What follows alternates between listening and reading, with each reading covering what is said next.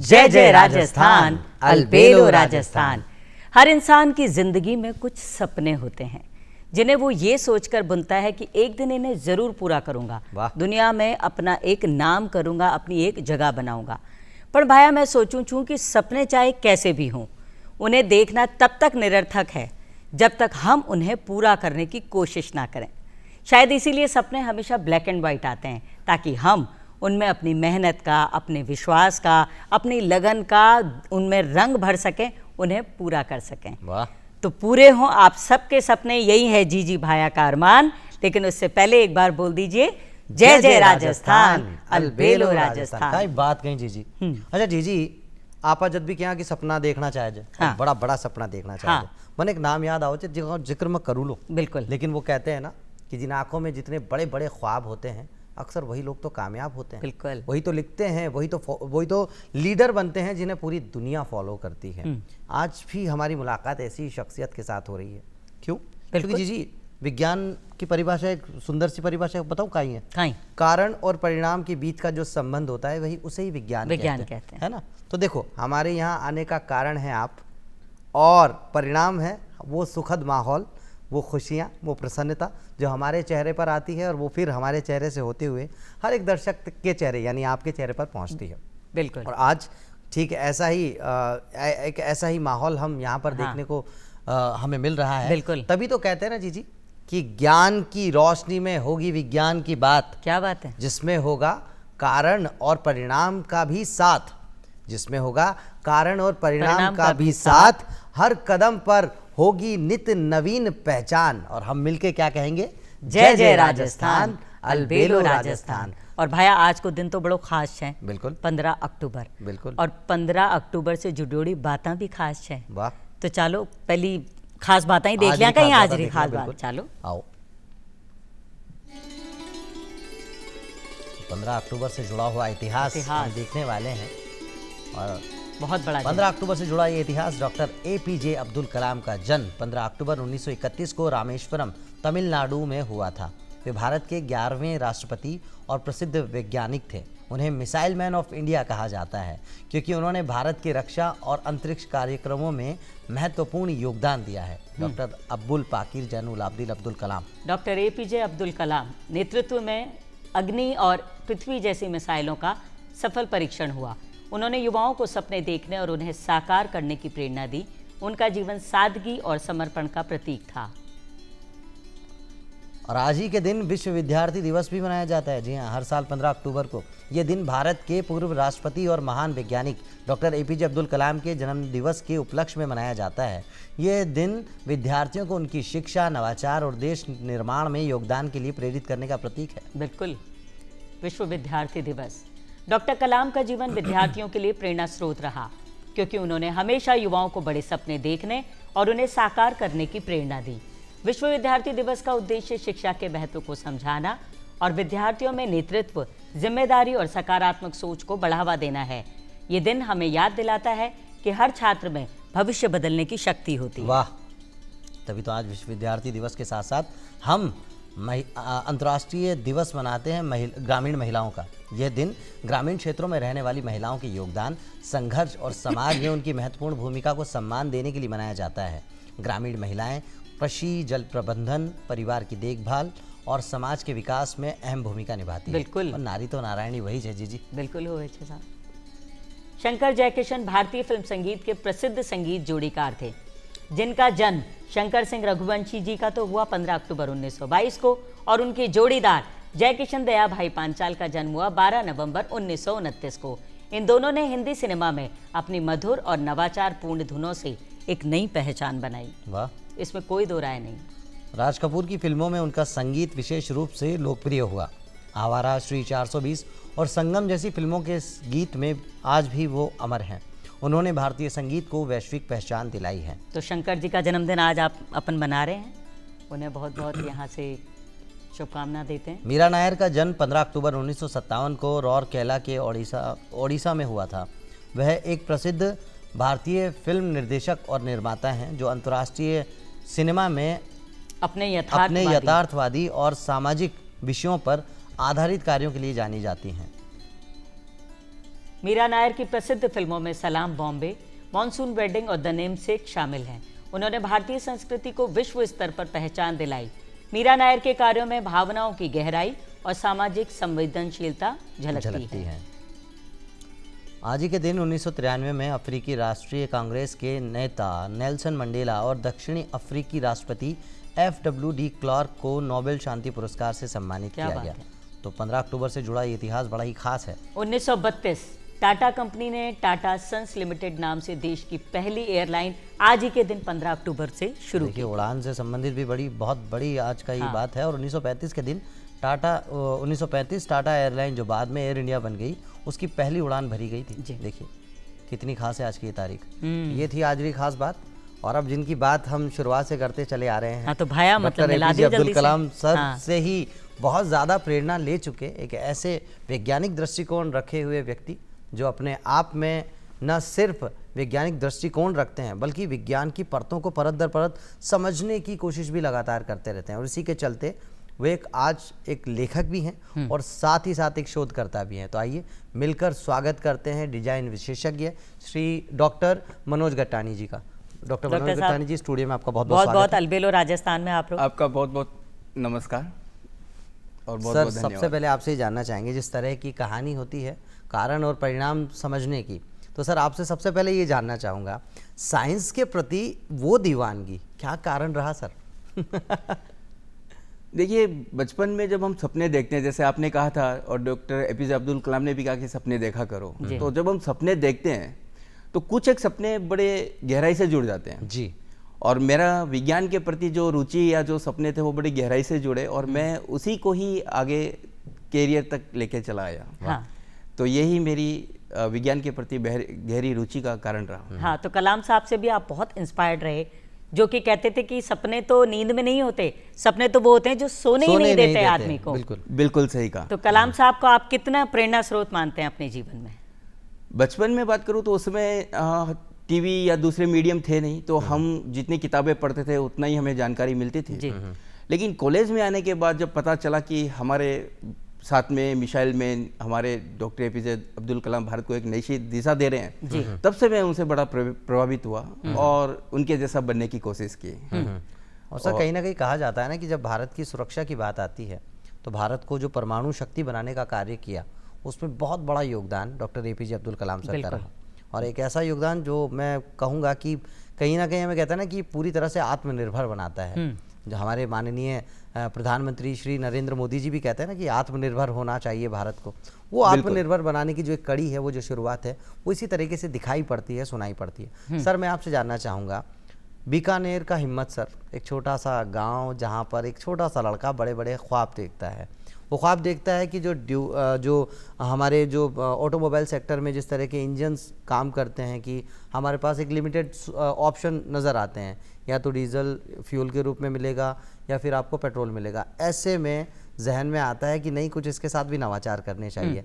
तो सर वो शुरुआत कैसे हुई? बेसिकली वो कहते हैं ना, क्योंकि आपके गोपी इंजन के बारे में भी हम जिक्र करेंगे, लेकिन उससे पहले हम आपको क्रोनोलॉजिकल तरीके से ही जानना चाहेंगे कि शुरुआत कैसे हुई। हाँ, जितनी छोटी उम्र थी उतनी बड़ी आपकी सोच थी। मेरी जो प्राइमरी स्कूलिंग जो है वो गांव से हुई। मैं क्लास 6 तक गांव में पढ़ा। उसके बाद मैं वेस्ट बंगाल मिदनापुर चला आया। वहाँ पे हमारी स्कूल टीचर डॉक्टर नीलिमा मंडल, वो साइंस की डॉक्टरेट थी और हमारे जितने भी साइंस की जो सब्जेक्ट के जो बातें होती थी वो एक्सपेरिमेंटल बताती थी। अभी जैसे हम डॉक्टर APJ अब्दुल कलाम की बात करें, अब हम पूरी दुनिया में वो विख्यात हैं, तो वो जैसे एक्सपेरिमेंट से पढ़ाने की बात करते हैं, वैसे वो हमें स्कूल टाइम में पढ़ाती थी। और मैं किस्सा बताना चाहूँगा हमारे टाइम का। हम वो छोटे छोटे एक्सपेरिमेंट करके बताती थी। एक बार वो बायोलॉजी में फ्रॉग के बारे में कुछ बता रही थी, मेंढक के बारे में। तो हमने मिस से कहा कि मिस हमें ऐसा समझ में नहीं आ रहा, आप प्रैक्टिकल करके बताइए। आप बिलीव नहीं करेंगे, वो दूसरे दिन फ्रॉग लेके आए अपने साथ जार में। और 5वीं क्लास के बच्चों ने उनसे डिमांड की। अरे वाह। हाँ, हम उसमें 5th में थे, वो 5वीं क्लास के बच्चों ने डिमांड की और दूसरे दिन वो फ्रॉग लेके आए। हम उनको घेर के बैठ गए, उन्होंने फ्रॉग का डिसेक्शन किया। हालांकि वो मेरा बायोलॉजी का पहला और लास्ट एक्सपेरिमेंट था, क्योंकि मुझे वो खून नहीं देखा गया। तो वहाँ से फिर मैं फिजिक्स की तरफ आगे बढ़ा। हाँ। लेकिन आप सोचिए कि क्लास 5th का बच्चा, 5th के स्टूडेंट्स फ्रॉक का डिसेक्शन कर रहे हैं, और वो मेरे ख्याल से दुनिया का पहला बैच होगा, स्कूल बैच, जो फ्रॉक लेवल पे काम कर रहे हैं। जी जी। और लेकिन आपका जो पारिवारिक माहौल था, बिजनेसमैन था, पूरा परिवार। हमारा जो बैकग्राउंड है वो बिजनेस कम्युनिटी से हम लोग बिलोंग करते हैं। राजस्थान में तो आप मारवाड़ी, और मारवाड़ी का मतलब बिजनेस, सीधी सी बात। तो बिजनेस ग्राउंड से, लेकिन मेरा जो साइंस का जो बीज मेरे अंदर जो रोपा गया वो मिदनापुर नीलिमा मिस के द्वारा हुआ। तो क्लास 5th में जब ये एक्सपेरिमेंट किया हम लोगों ने, तो मुझे बायोलॉजी से थोड़ा सा वो हो गया, एलर्जी हो गई। तो मैंने कहा कुछ तो करना है, मिस बोल रही है कुछ करना है, और हमें भी लगा कुछ करना है। तो मैं आसपास में देखने लगा क्या करूं। उसमें गाड़ियां देखते थे, गाड़ियों में इंजन होता था, पेट्रोल डलवाते थे, ये पता था। तो मैंने कहा कि मैं एक ऐसा इंजन बनाऊंगा जो बिना तेल के चलेगा। अब कैसे चलेगा मुझे नहीं पता था, बस दिमाग में एक विचार आया। और आपको मैं सही बताऊं, वो विचार इतना गहरा अंदर तक गया कि मैं उसको छोड़ नहीं पाया, और मेरी पीएचडी पूरी उसके ऊपर है। वाह वाह वाह, गोपी इंजन की बात। Gopi engine, Gopi engine gate operated piston engine है, और इसका नाम गोपी रखने के पीछे कुछ एक अलग कहानी है जो कभी देखेंगे बाद में। लेकिन ये टेक्निकली मैं कहूँगा Gopi engine, gate operated piston magnetic engine. तो इसमें क्या होता है कि हमारा जो टेक्निकली हम बात करें तो दो मैग्नेट, जो परमानेंट मैग्नेट्स होते हैं, उसमें एनर्जी होती है, फ्री एनर्जी होती है। वो एनर्जी हम लोग डायरेक्टली विड्रॉल नहीं कर सकते। तो मैंने उनके बीच में gate, magnetic sealed gate introduce किए, और फिर वो इंजन के रूप में काम करने लग गया। तो इसका एक मॉडल भी बनाया मैंने, और काम भी करने लगा। वाह। तो सर गोपी इंजन की बात चल रही है यहाँ पे, जो कि मैग्नेटिक जो साइंस का चुंबकीय जो सिद्धांत होता है उस पर काम करते हैं। तो सर एक कहते हैं ना कि एक आम जो हमारा दर्शक है, जो आम बच्चे भी आज देख रहे होंगे, क्योंकि कई बच्चों की तो मतलब वो है वैकेशन चालू हो चुकी है ना। तो मैं आपसे ये जानना चाहूँगा कि एक आम बच्चा भी समझ पाए कि किस तरह से ये गोपी इंजन का जो इस चुंबकीय सिद्धांत है व्यवहारिक रूप से हम अगर आपसे जानना चाहें कैसे काम करता है। बिल्कुल, मैं बच्चों को, या फिर हम एक लेमैन की स्टाइल में इसको समझाना चाहूँगा। हम चुंबक से खेलते हैं, छोटी चुंबक होती है उससे खेलते हैं। मान लीजिए ये एक चुंबक है, हम अगर आसपास में दो चुंबक को देखेंगे तो इसमें दो पोल होते हैं, नॉर्थ पोल, साउथ पोल। बिल्कुल। नॉर्थ आपस में लाएंगे इस तरह से, तो वो उसमें रिपल्शन होगा। नॉर्थ और साउथ आपस में लाएंगे तो उसमें आकर्षण होगा। अगर ये मैग्नेट में ऐसे ही रख दूं यहाँ पे, तो उनमें कोई आकर्षण या रिपल्शन या अट्रैक्शन नहीं होगा। तो ये फ्री एनर्जी है, इसको हम काम में नहीं ले सकते। तो मैंने क्या किया, दो नॉर्थ पोल को आपस में लेके आया, और बीच में, इन दोनों के बीच में एक गेट, मैग्नेटिक सील्ड गेट बोलते हैं, वो लेके आया। इससे क्या हुआ, दोनों के बीच की मैग्नेटिक जो फील्ड है वो ब्लॉक हो गई। जैसे ही गेट को बाहर खींचा, फील्ड तो ऑलरेडी थी, तो रिपल्शन हुआ और वो भागे। तो मैंने इस कंसेप्ट को क्या किया, जो हमारे पिस्टन इंजन होते हैं ट्रेडिशनल, उसके ऊपर लगा दिया। तो अट्रैक्शन और रिपल्सन की वजह से पिस्टन इंजन आगे पीछे होता रहा। और आपको मैं बताऊं कि इसके ऊपर हालांकि दुनिया में कोई भी थियरी नहीं है, अभी भी कोई भी प्रोडक्ट नहीं है, मार्केट में इस तरह का कोई भी इंजन अवेलेबल नहीं है। जी। तो मुझे पीएचडी करते समय बड़े चैलेंजेस आए, और कम से कम 4 साल तक एक ही पॉइंट पे मैं अटक गया, क्योंकि कोई रेफरेंसेस नहीं थे, कोई बुक नहीं थी, कोई लिटरेचर नहीं था। अब मैं थियरी जो लिख रहा हूँ वो सही है कि गलत है, कैसे पता चले। तो मैंने इसकी मैथमेटिकल मॉडलिंग करी, फिर इसका एक मैनुअल ऑपरेटेड एक इंजन भी बनाया, और सिमुलेशन भी किया हम लोगों ने। कंप्यूटर बेस्ड जो सॉफ्टवेयर्स होते हैं उसके सिमुलेशन भी किया। तो वहाँ पे हमें रिजल्ट में ये आया कि ये वर्केबल है। अगर हम इसको और ज़्यादा काम करें, और ज़्यादा इसके ऊपर अगर रिसर्च करें, तो ये एक आने वाले समय का बहुत ही अच्छा अल्टरनेट एनर्जी सोर्स हो सकता है। नहीं, वो कहते हैं ना भाई, आप आवश्यकता जो है वो आविष्कार की जननी है। जी बिल्कुल। तो अपने इस आविष्कार को आप भविष्य में कहाँ देखते हैं, किस लेवल तक आप ले जाना चाहेंगे? बिल्कुल, अगर मैं मैग्नेटिक इंजन की बात करूं तो ये हमारे चार जो फंडामेंटल फोर्सेस होते हैं, ग्रेविटेशनल, मैग्नेटिक और वीक और स्ट्रॉन्ग न्यूक्लियर फोर्सेस, तो इसमें से एक ये फंडामेंटल फोर्स है। और हमारी जो लेविटेशन, जो ट्रेन चलती है, बुलेट ट्रेन, वो लेविटेशन कंसेप्ट पे चलती है, वो मैग्नेटिक फोर्स पे है। मैग्नेटिक फोर्स की अगर बात करूं तो जितने भी जनरेटर और मोटर्स होते हैं वो सारे मैग्नेटिक जनरेटर्स और इस पे ही काम करते हैं। लेकिन ये कंसेप्ट थोड़ा सा अलग है। इसमें दो परमानेंट मैग्नेट्स को हम लोग यूज करते हुए उसकी एनर्जी को कन्वर्ट करते हैं मैकेनिकल और इलेक्ट्रिकल में। तो मुझे ये लगता है कि अगर हमने इसके ऊपर थोड़ी और रिसर्च की, बड़ा अगर रिसर्च सेटअप डेवलप किया और काम किया, तो आने वाले समय में ये हाइड्रोजन एनर्जी से भी क्लीन एनर्जी की तरह काम आया। वाह वाह, मैं यही आने वाला था। हाँ। कि वर्तमान परिप्रेक्ष्य में अगर हम देखें पर्यावरण के संरक्षण की बात सबसे ऊपर रखी जाती है कि आप कोई भी आप प्रयोग करें, कोई भी आप नवाचार करें तो उसमें पर्यावरण संरक्षण सबसे बड़ा लक्ष्य होना चाहिए। बहुत जरूरी। और वहाँ स्वच्छ ऊर्जा की अगर बात की जाए तो उसका बहुत बड़ा साधन बन के उभर के सामने आता है। बिल्कुल, देखिए क्या होता है कि अगर हम एनर्जी की बात करें तो हमारी लाइफ स्टाइल भी होती है, वो कुछ पैरामीटर्स में नापी जाती है। आज हम बात करते हैं कि कुछ देश बड़े डेवलप्ड है, भारत डेवलपिंग फेज में है, तो ये कैसे नापा जाता है कि हमारा एनर्जी कंजम्पशन कितना है, हमारा वाटर कंजम्पशन कितना है, हमारा ट्रांसपोर्टेशन कितना है, ये सारी चीज़ें। तो अगर हम एनर्जी की बात करें तो सुबह उठने से लेकर रात में सोने तक हमें एनर्जी के हजारों सोर्सेज से गुजरना पड़ता है। तो इतने बड़े एनर्जी सोर्स की सप्लाई कहाँ से होगी? फ्यूल सेल खत्म हो रहे हैं, ये सॉरी फॉसिल फ्यूल खत्म हो रहे हैं, फ्यूल सेल में आ रहे हैं, हाइड्रोजन में आ रहे हैं, बैटरीज आ रही है, लेकिन ये भी आपके मिनरल्स बेस्ड है। हालांकि आपका ये जो मैग्नेटिक एनर्जी है, इसमें सबसे बड़ा प्लस पॉइंट क्या है, अर्थ एक बहुत बड़ा मैग्नेटिक फील्ड है, बिल्कुल मैग्नेट है। अगर हमने यहाँ से एनर्जी लेके हमारे इंजन को चार्ज करना शुरू कर दिया सोलर एनर्जी की तरह, सन हमारे पास में है, उसे एनर्जी ले रहे हैं, वो खत्म ही नहीं होगी जब तक सन हमारे पास में है, एनर्जी हमारे पास में रहेगी। जी बिल्कुल। इसी तरह से मैग्नेट से, अगर अर्थ की मैग्नेट से हमने हमारे इंजन को चार्ज करना शुरू कर दिया तो आप इनफाइनाइट लूप में आ सकते हैं, मतलब एनर्जी खत्म ही नहीं होगी, इस टाइप से हो सकता है। अरे वाह, मिनरल्स खत्म हो जाएंगे लेकिन आपकी एनर्जी खत्म नहीं होगी। ऊर्जा का अनंत एक रूप देखने को मिलेगा, लेकिन इसके ऊपर टाइम लगेगा। एक बात मैं कहना चाहूंगा जी, यहाँ को लग रहा है आज विश्व विद्यार्थी दिवस आप ही मना रहे हैं, आप ही मना रहे हैं। आपने सागे एक मतलब प्रोफेसर साहब, डॉक्टर साहब बैठे हैं और बिल्कुल वे पूरी जानकारी दे रहे हैं, और आपने तो दर्शक भी है फील कर गुरु शिष्य परंपरा का महत्व भी बहुत है। तो मैं एक बार दर्शकाना पाछो बता दूं कि आज की जो ये खास मुलाकात हो रही है, एक ऐसे डिजाइन विशेषज्ञ, एक ऐसे लेखक, प्रख्यात लेखक से हमारी मुलाकात हो रही है जिन्हें लोग डॉक्टर मनोज गटानी के नाम से जानते हैं। हाँ, तो ऊर्जा और पर्यावरण की जैसे सर ने बात करी, ऊर्जा, पर्यावरण, एआई की बात करें, आज बहुत तेजी से दुनिया को बदल रहे हैं। भविष्य में आप कहाँ देखते हैं? हर चीज के सकारात्मक और नकारात्मक दोनों पहलू होते हैं। बिल्कुल, आप क्या कहेंगे इस बारे में? तो देखिए क्या होगा कि हम जब साइंस की बात करें या रिसर्च की बात करें तो हमारे पास में अगर हम कोई प्रोडक्ट बनाते हैं, जब बन के आता है तो हमें उसके प्रोज एंड कॉन्स, यानी उसका नेगेटिव और पॉजिटिव पता नहीं होता है। जैसे मान लो कोई टेबलेट भी लेते हैं मेडिकल, और बाद में पता चला इसका साइड इफेक्ट होने लगे, साइंस में भी वैसा ही होता है। तो धीरे धीरे जब हमने आईसी इंजन बनाए थे, उसमें हमने अर्थ के डिप्लेशन किया, एक्सट्रैक्शन किया, फॉसिल फ्यूल निकाला, बाद में पता चला इसका तो पोल्यूशन हो रहा है, साइड इफेक्ट है, नेगेटिव साइड इफेक्ट। तो उसको कम करने के लिए फिर हम इलेक्ट्रिकल व्हीकल उसकी तरफ आ रहे हैं, या फिर हाइड्रोजन की तरफ आ रहे हैं, और दूसरे अल्टरनेट सोर्स की तरफ आ रहे हैं। तो हर एक चीज़ के अपने पॉजिटिव और नेगेटिव होते हैं। इसी तरह जैसे आपने कहा कि एआई, अभी देखिए एआई का ज़माना है, अभी पिछले 10 साल से हम सब कुछ एआई की बात कर रहे हैं, और 2-3 साल से तो 100 में से 80 बातें हमारी एआई से संबंधित होती हैं। बिल्कुल। तो इसके भी प्रोज एंड कॉन्स हैं।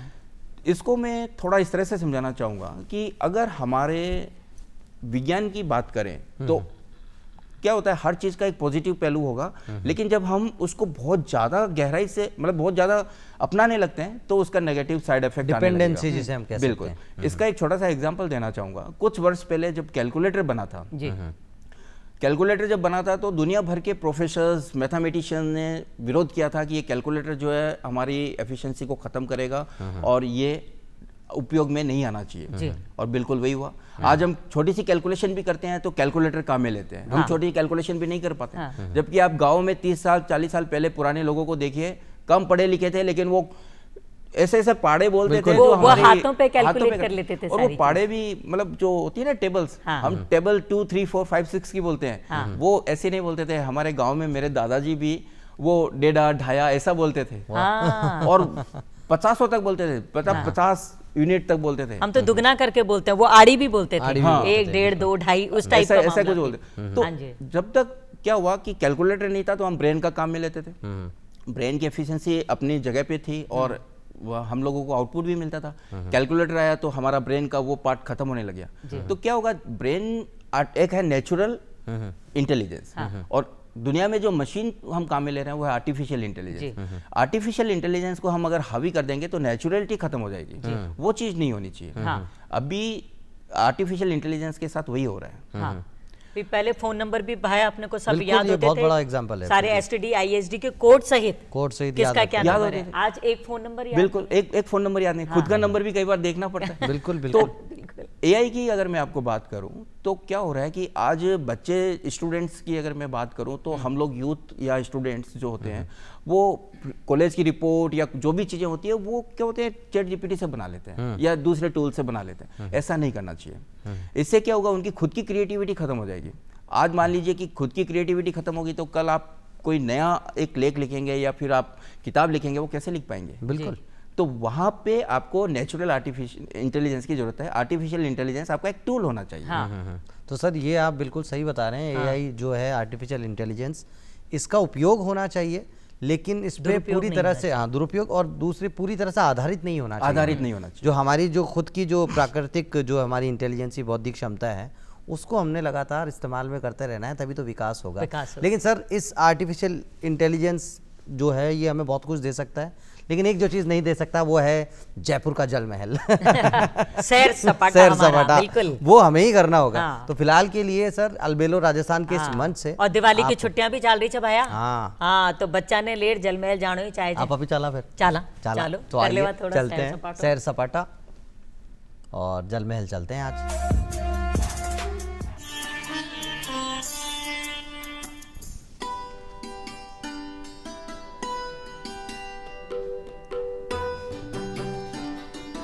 राजस्थान की विरासत दुनिया में एक अलग ही पहचान रखती है।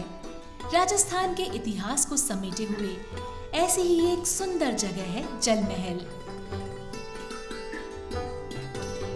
आज से लगभग 300 साल पहले सवाई राजा जयसिंह द्वितीय ने 1799 में इस महल का निर्माण करवाया था।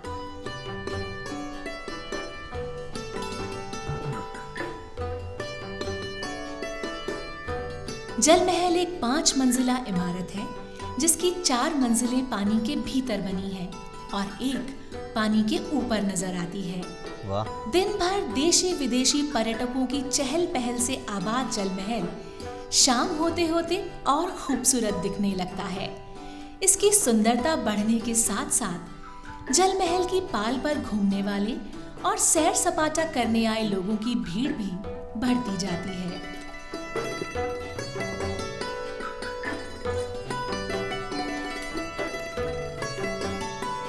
साथ ही सज जाती हैं खाने पीने और स्थानीय हैंडीक्राफ्ट्स और कपड़ों की दुकानें, जहां सैलानियों का हुजूम नजर आता है।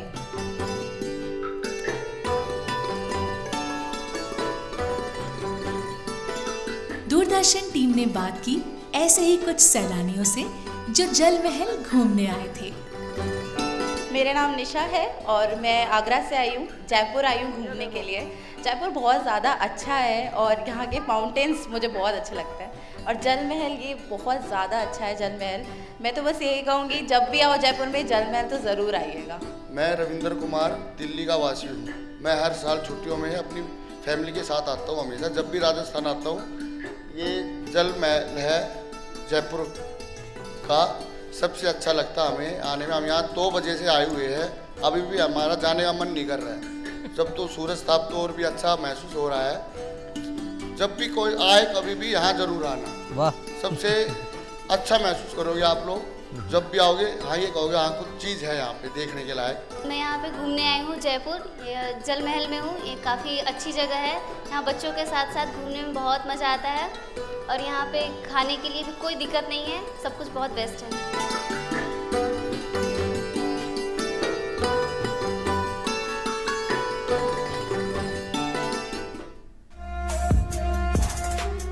हाँ भाई जी, तो ये आप अभी तो चाला ना बच्चा ने ले बिल्कुल जल महल चाल में पढ़ लो। बिल्कुल इतनी चाला। खूबसूरती से दिखाया आज आप पढ़ा एक हाँ। मंच से, तो वो तो जी किए जाओ जना कि ज्ञान की रोशनी में एक बार फिर से करेंगे विज्ञान की बात, जहाँ हो गए कारण और परिणाम का भी साथ। और वो बातचीत चल रही है आज डॉक्टर मनोज गट्टानी जी से।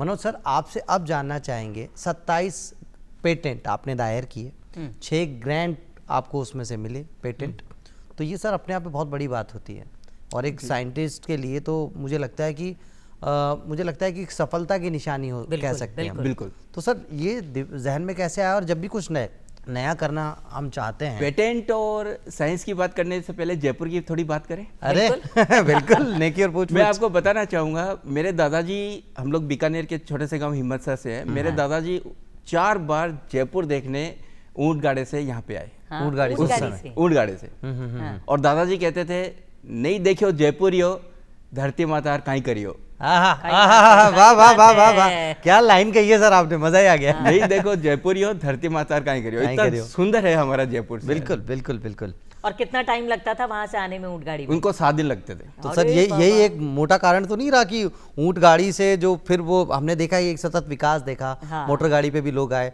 और फिर उसी मोटर गाड़ी के साथ में इस तरह का नवाचार आपने किया बिल्कुल। ओपी इंजन बनाने का, है ना?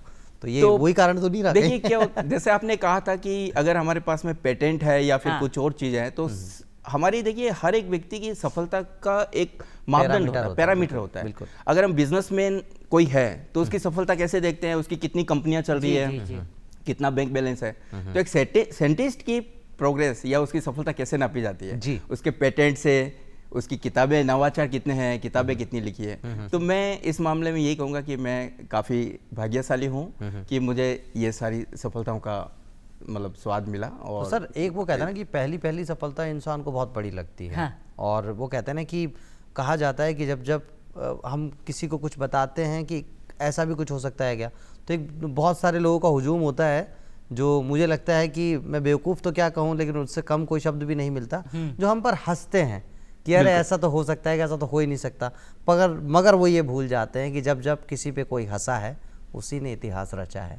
और जब इतिहास रचने की बात होती है, नया कुछ नवाचार करने की बात होती है, एक साइंसदान, एक साइंटिस्ट, एक वैज्ञानिक, इसे तो हमेशा झेलना पड़ता होगा सर। कि आप जब बात कर रहे हैं कि मैग्नेटिक ऊर्जा से मैं एक दिन एक इंजन ऐसा बनाऊंगा जिससे सस्टेनेबल एनर्जी हमें हासिल होगी और हमें कहीं किसी अलग तरह की एनर्जी की जरूरत पड़ेगी नहीं, और उसी को हम संग्रहित करके बिल्कुल, बिल्कुल। और मोटर गाड़ी भी चला लेंगे। पर भाई इसे जुड़ेणो मारो एक सवाल है बिल्कुल। कि जब भी दिमाग में कुछ नया करने का विचार आता है तो उसको वास्तविक रूप देने के लिए वो प्रक्रिया कैसे होती है, कैसे उसकी शुरुआत होती है, या वो विचार भी कैसे आता है? देखिए ये एक बहुत ही अच्छा सवाल है और खासकर आज के स्टूडेंट्स के लिए तो बहुत ही महत्वपूर्ण रखता है। जी।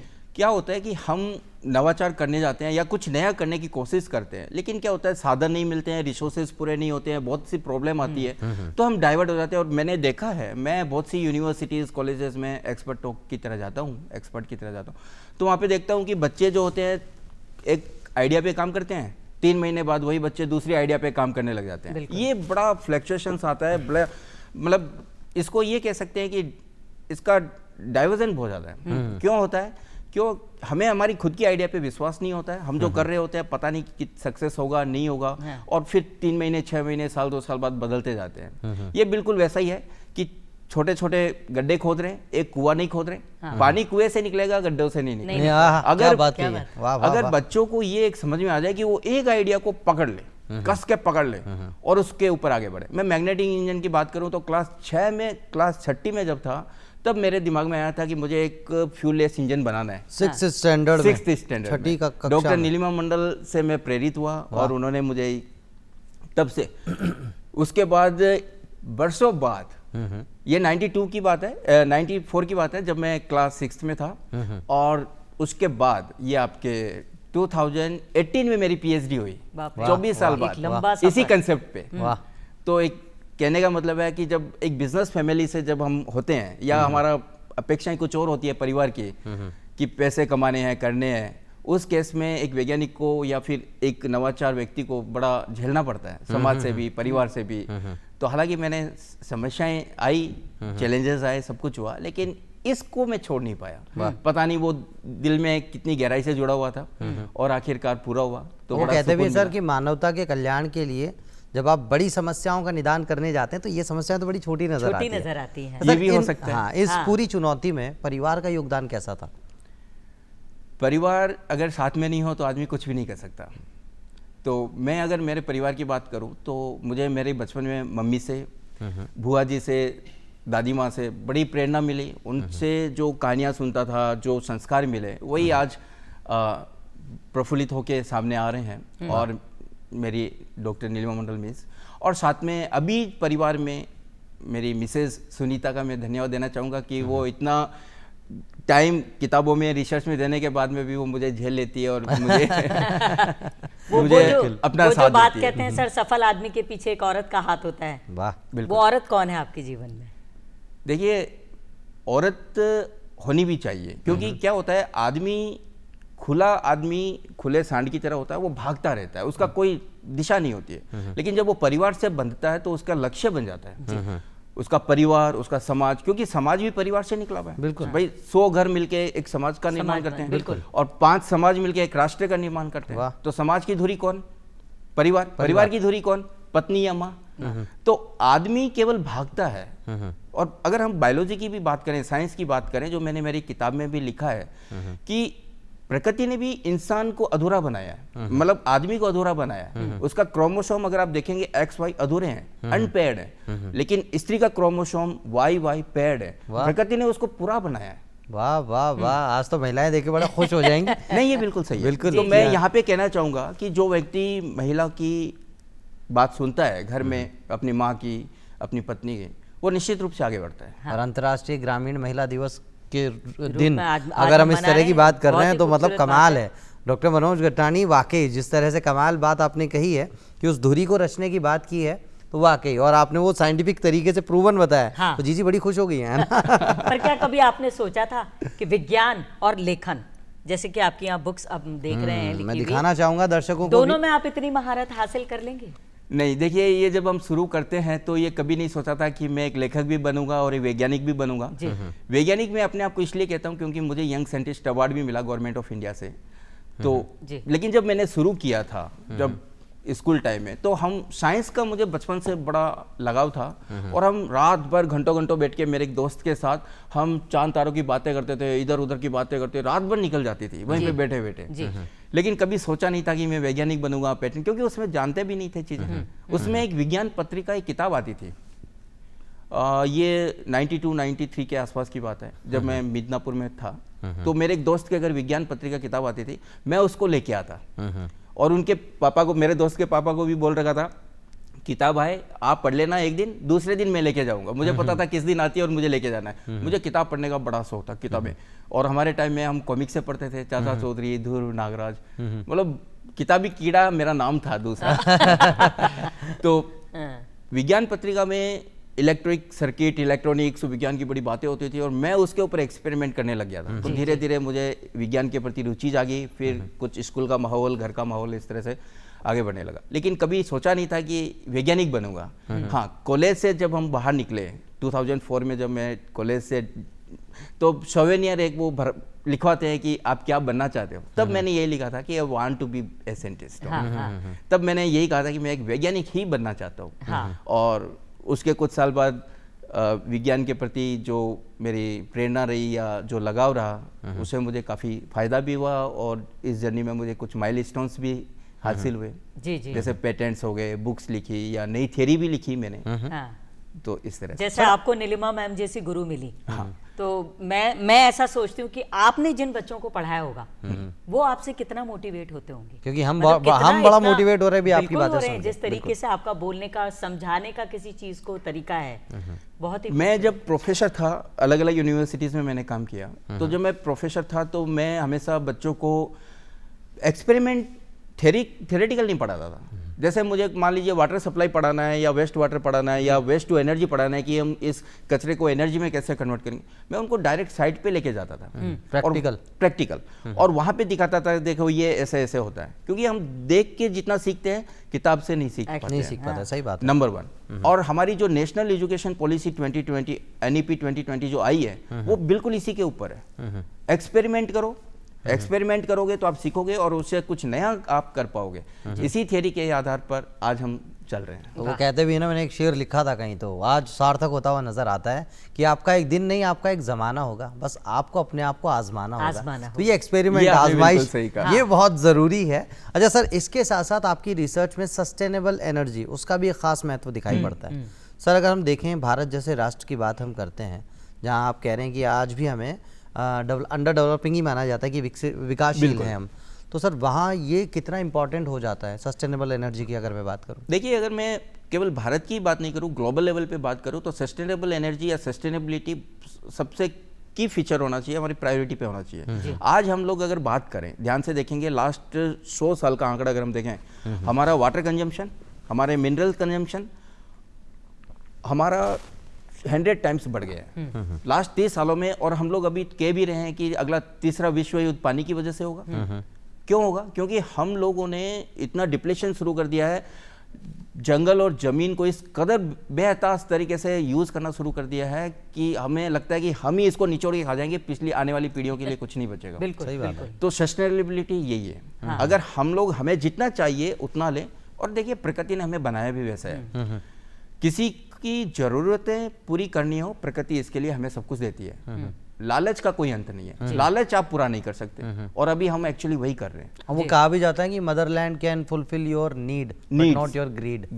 सही बात है। तो वो चीज़ है। तो यहाँ पे मैं यहाँ पे कहना चाहूँगा सस्टेनेबिलिटी, अगर हम पानी की बात करें, अभी जैसे मैं आपको बात करूँ, आपने जल महल दिखाया।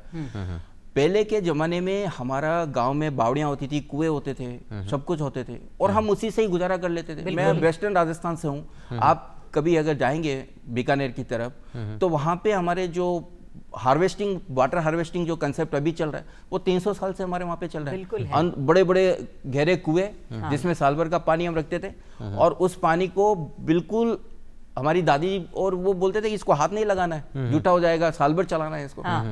तो ये होती है सस्टेनेबिलिटी। ये एक्चुअली आपकी आदत में होनी चाहिए, किताबों में नहीं होनी चाहिए, आदत में होनी चाहिए। मतलब सोच आज और कल का नहीं होना चाहिए, भविष्य तक का भविष्य होना चाहिए। ये हमेशा कि बिल्कुल हमारी पीढ़ियां भी और उससे आने वाली करें। पीढ़ी को हम क्या देंगे? क्या हकीकत देंगे? बात है। वो सबसे बिल्कुल। सर, एक आपने विज्ञान को दर्शन से भी जोड़ा है, और उन सनातन। दोनों को जोड़ते हुए आपने लिखी है बहुत सुंदर सी अपनी बुक मन मन सनातन। सनातन। इसके बारे में भी कुछ बताएं। देखिए, अगर हम ये कहें कि मैंने विज्ञान को दर्शन से जोड़ा है, तो ये पूरी तरह से सही नहीं है। मैं थोड़ा सा डिटेल में जाना चाहूँगा। बिल्कुल। अगर हम ब्रेन की बात करें, ये एक्चुअली किताब हमारी ब्रेन वर्किंग मैकेनिज्म पे है कि हमारा ब्रेन कैसे काम करता है, या फिर एक जैसी शिक्षा लेने के बाद में भी हम सब इतना अलग अलग क्यों जाते हैं।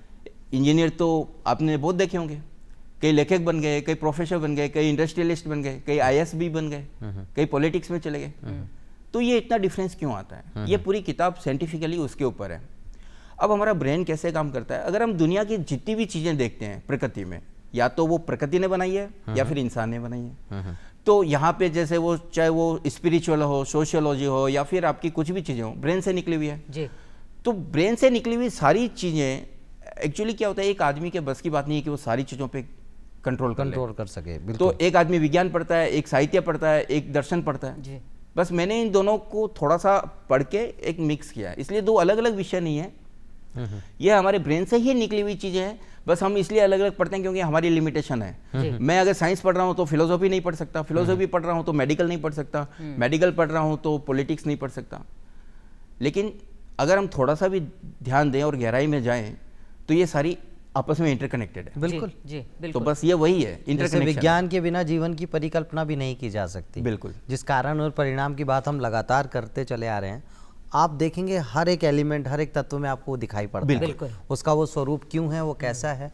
आज ये अगर ये हम टेबल देख रहे हैं, ये ऐसे कैसे बनी, उसके पीछे भी एक प्रॉपर साइंस है। बिल्कुल। और वो कहते हैं ना कि जीवन को उस साइंस को अपनाते हुए कलात्मक तरीके से जीना, यही तो है जीवन। कहते हैं ना कला और विज्ञान दोनों है। बिल्कुल। तो यहाँ सर मैं आपसे अब जानना चाहूँगा, भारत जो कि अब हम देखते हैं कि एक नए भारत की बात करते हैं, नए युग के निर्माण की बात हम करते हैं, वहाँ स्वदेशी ऊर्जा की अगर मैं बात करूँ आपसे, या फिर ये कहूँ कि जो ईंधन रहित तकनीक है, वहाँ हम कब तक आपको लगता है कि हम पूरी तरह से, मतलब ग्लोबली भी दुनिया को ये बता पाएंगे कि हाँ हम पूरी तरह से सक्षम हैं और बहुत अच्छा कर रहे हैं? बिल्कुल। देखिए, यहाँ पे मैं आने वाले जो हमारे भविष्य हैं स्टूडेंट्स, उनको भी बताना चाहूँगा कि एनर्जी का कोई ना कोई सोर्स हम काम में ले ही रहे हैं, लेकिन अगर हमने भविष्य को ध्यान में रखते हुए अगर हमारे डिज़ाइन किए, अगर सोर्सेज को डिज़ाइन करना शुरू कर दिया, तो आने वाले 20 से 30 साल के अंदर अंदर हम ऐसे एनर्जी सोर्सेज की तरफ आ सकते हैं जो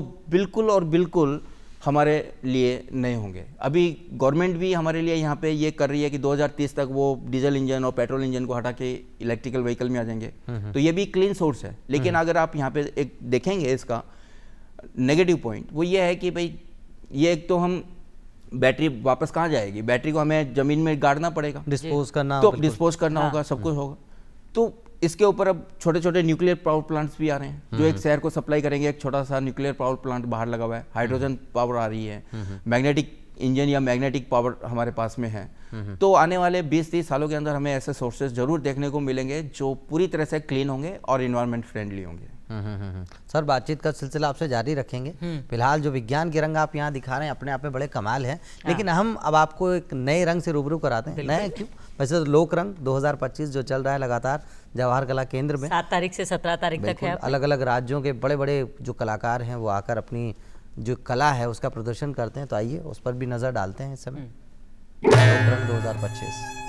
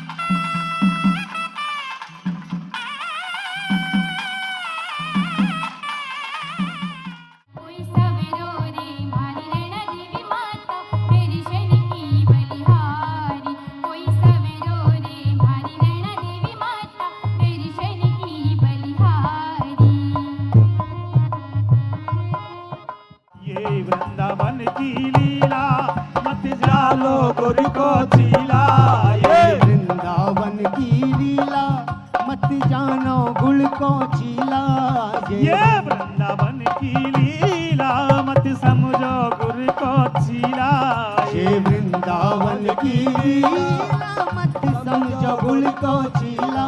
या कुर्सी मुनि गए हारे जपे जा राधे राधे।